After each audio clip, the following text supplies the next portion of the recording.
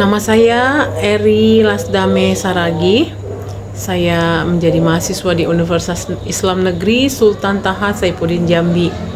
Hari ini saya akan membacakan PPT saya yang berjudul Kebutuhan, Hak dan Kewajiban Anak Berkebutuhan Khusus atau ABK, Intervensi, Terapi, Bimbingan, Konseling, serta PAUD Inklusi, dengan dosen pengampu Bapak Dr. Ridwan SPSI, MPSI, mata kuliah Pendidikan Anak Berkebutuhan Khusus. Latar belakang yang pertama, anak berkebutuhan khusus ABK memiliki perbedaan karakteristik sehingga memerlukan layanan pendidikan dan perhatian khusus untuk berkembang secara optimal. Yang kedua, hak ABK telah dijamin oleh pemerintah melalui Undang-Undang Nomor 8 Tahun 2016, termasuk hak atas pendidikan, kesehatan, dan perlindungan dari diskriminasi. Yang ketiga, pendidikan inklusif menjadi upaya penting untuk memberikan kesempatan belajar yang setara bagi ABK tanpa diskriminasi.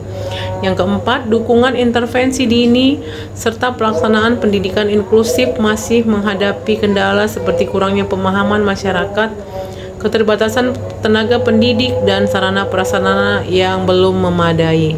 Rumusan masalah: apa saja kebutuhan, hak, dan kewajiban anak berkebutuhan khusus dalam kehidupan sehari-hari dan pendidikan? Bagaimana bentuk intervensi, terapi, bimbingan, dan konseling yang tepat bagi anak berkebutuhan khusus?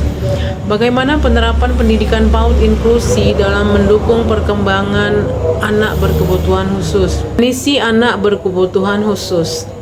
Menurut Wardani dan kawan-kawan, anak berkebutuhan khusus merupakan anak karena kelainan yang dimilikinya, memerlukan bantuan khusus dalam pembelajaran agar mampu mengembangkan potensi secara optimal. Wardani dan kawan-kawan juga mengemukakan bahwa kelainan tersebut dapat berada di bawah normal, dapat juga di atas normal, sehingga sebagai dampaknya diperlukan pengaturan khusus dalam pelayanan pendidikan. Klasifikasi anak berkebutuhan khusus: yang pertama, tunanetra, yaitu anak dengan hambatan penglihatan. Yang kedua, tunarunggu, yaitu anak dengan hambatan pendengaran. Yang ketiga, tunagrahita, yaitu anak dengan kecerdasan jauh di bawah rata-rata. Yang keempat, tunadaksa, yaitu cacat fisik. Yang kelima, autisme, yaitu gangguan proses perkembangan neurobiologis berat yang terjadi dalam 3 tahun pertama kehidupan. Yang berikutnya, ADHD, gangguan neurologis yang dipicu oleh berbagai faktor termasuk kelainan di otak, faktor keturunan, dan kesehatan saat bayi. Kebutuhan anak berkebutuhan khusus.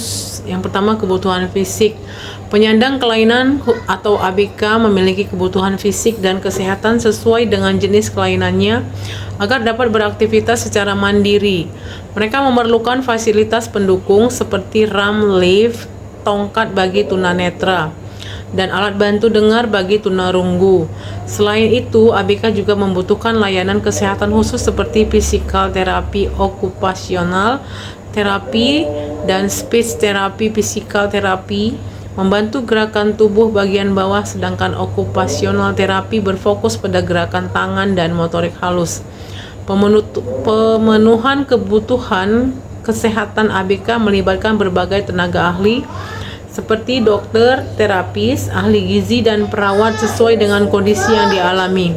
Kebutuhan pendidikan. Penyandang keluarbiasaan mencakup layanan khusus sesuai jenis kelainannya, seperti bina persepsi bunyi bagi tunarunggu, bimbingan mobilitas dan huruf braille bagi tunanetra, serta keterampilan hidup sehari-hari bagi tunagrahita. Selain itu, semua ABK membutuhkan pelatihan keterampilan vokasional dan bimbingan karir agar dapat bekerja dan hidup mandiri. Pemenuhan kebutuhan tersebut melibatkan berbagai tenaga profesional seperti guru pendidikan khusus, psikolog, audiolog, speech therapist, ahli bimbingan, serta guru pendidikan jasmani khusus yang mampu memberikan program sesuai kondisi dan kebutuhan ABK. Kebutuhan anak berkebutuhan khusus yang berikutnya adalah kebutuhan sosial dan pengembangan. Bersosialisasi merupakan kebutuhan penting bagi penyandang kelainan, namun seringkali sulit dipenuhi karena keterbatasan yang dimiliki sebagai karena keterbatasan yang dimiliki. Berbagai kondisi seperti masa remaja, pergaulan, pekerjaan, hingga kehidupan berkeluarga dapat menimbulkan masalah sosial dan emosional, terutama bagi tunarunggu dan tunagrahita yang memerlukan perlindungan serta pendampingan khusus. Oleh karena itu, dukungan dari pekerja sosial, psikolog, dan ahli bimbingan sangat dibutuhkan, baik untuk membantu ABK maupun keluarganya agar dapat menerima kondisi anak dan mengembangkan potensi yang dimiliki anak. Kebutuhan pengembangan diri. Kebutuhan pengembangan diri pada ABK bertujuan membantu mereka mengembangkan potensi, keterampilan hidup, dan kemandirian sesuai dengan kondisi masing-masing. Pemenuhannya memerlukan dukungan keluarga, guru, tenaga profesional, serta metode pembelajaran individual yang sesuai agar ABK dapat berkembang optimal dan berpartisipasi dalam kehidupan sosial. Hak anak berkebutuhan khusus. ABK memiliki hak yang sama sebagai warga negara untuk memperoleh pendidikan yang bermutu sesuai Undang-Undang Dasar 1945 dan Undang-Undang Nomor 20 Tahun 2003. ABK berhak mendapatkan pendidikan khusus sesuai kebutuhan fisik, emosional, mental, intelektual, dan sosialnya. Pendidikan inklusif menekankan bahwa setiap anak memiliki hak, kemampuan, dan kebutuhan belajar yang berbeda. Sekolah inklusif menjadi sarana penting untuk mengurangi diskriminasi dan menciptakan masyarakat yang menerima ABK. Prinsip Education for All ditegaskan dalam Konferensi Salamanca 1994 sebagai dasar pendidikan bagi semua anak tanpa diskriminasi. Kewajiban anak berkebutuhan khusus. ABK wajib mengikuti pendidikan dasar sesuai Undang-Undang Nomor 20 Tahun 2003 Pasal 6. Setiap warga negara termasuk ABK bertanggung jawab terhadap keberlangsungan pendidikan. ABK memiliki kewajiban menghormati hak orang lain dan menaati aturan yang berlaku. ABK juga wajib berperilaku sopan, berpartisipasi dalam masyarakat, dan taat hukum. Hak dan kewajiban harus berjalan seimbang tanpa perlakuan istimewa. Intervensi anak berkebutuhan khusus, pengertian dan tujuan. Intervensi dini adalah layanan stimulasi yang diberikan sedini mungkin kepada anak dengan hambatan perkembangan untuk mengoptimalkan potensi sesuai kebutuhan individu. Penting diterapkan di PAUD karena masih banyak guru dan lembaga yang belum siap menangani kebutuhan ABK secara optimal. Manfaatnya, mengembangkan kemampuan anak sejak dini, membantu guru memahami strategi pembelajaran yang tepat, menciptakan lingkungan sekolah yang lebih suportif dan inklusif.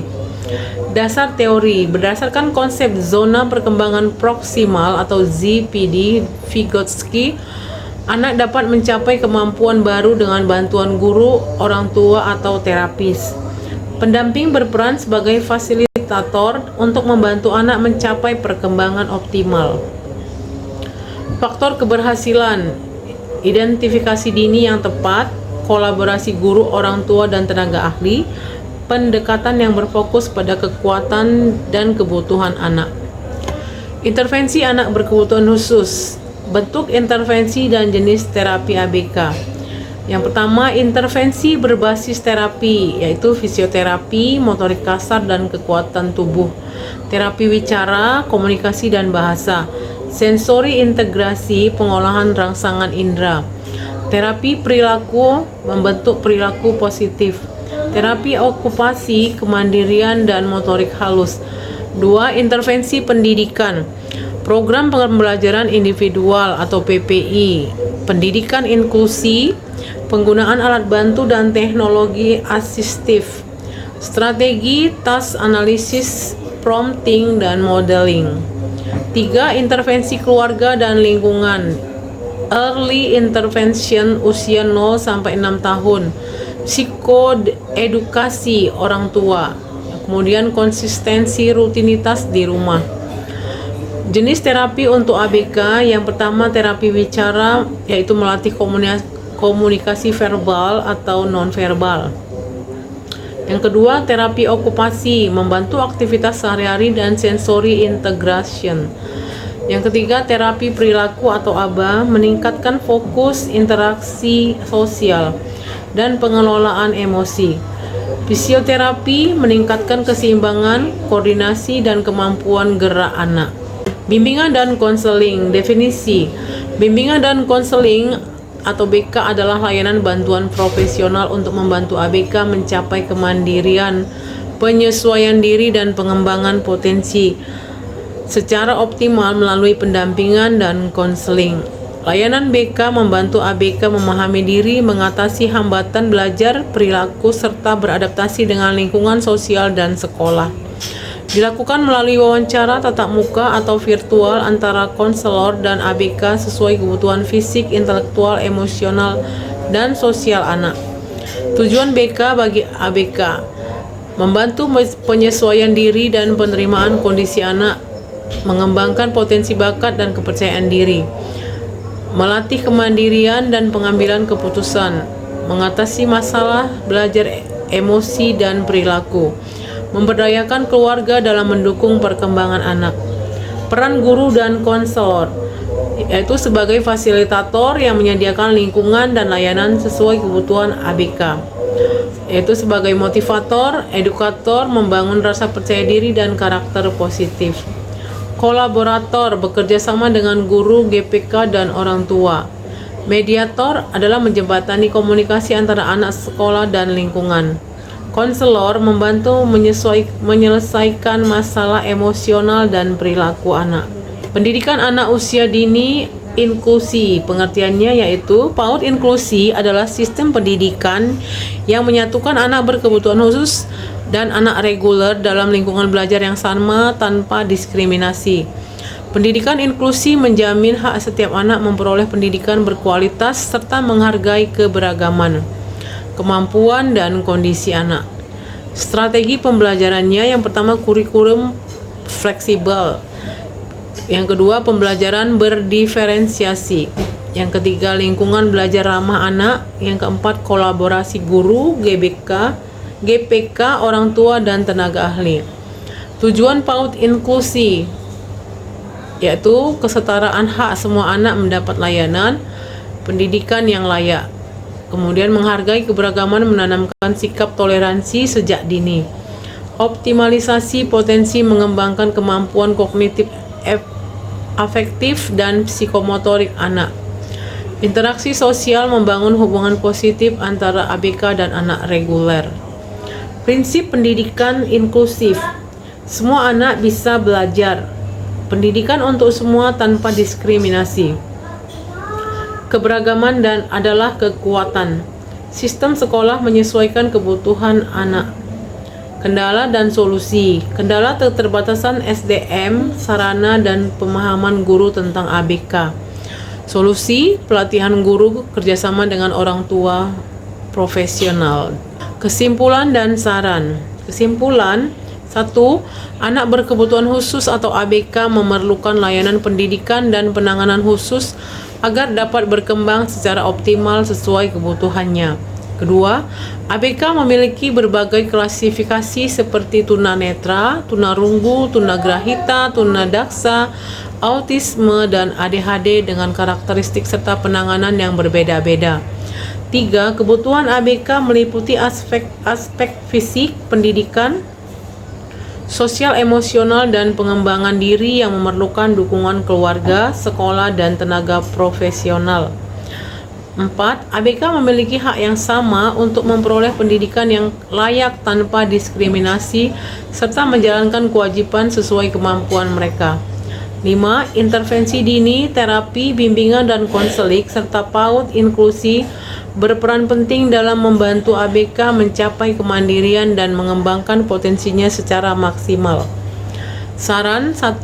Pemerintah diharapkan dapat meningkatkan fasilitas sarana prasarana serta kebijakan yang mendukung pendidikan inklusif agar ABK mendapatkan layanan yang optimal. 2. Guru dan tenaga pendidik perlu meningkatkan kompetensi dan pemahaman tentang penanganan ABK melalui pelatihan dan pendidikan berkelanjutan. 3. Orang tua diharapkan lebih aktif dalam memberikan perhatian dukungan serta bekerjasama dengan sekolah dan tenaga profesional dalam mendampingi perkembangan anak. 4. Masyarakat perlu meningkatkan kesadaran dan sikap positif terhadap ABK agar tidak terjadi diskriminasi dan tercipta lingkungan yang inklusif. Demikianlah PPT saya untuk kali ini. Terima kasih atas perhatiannya.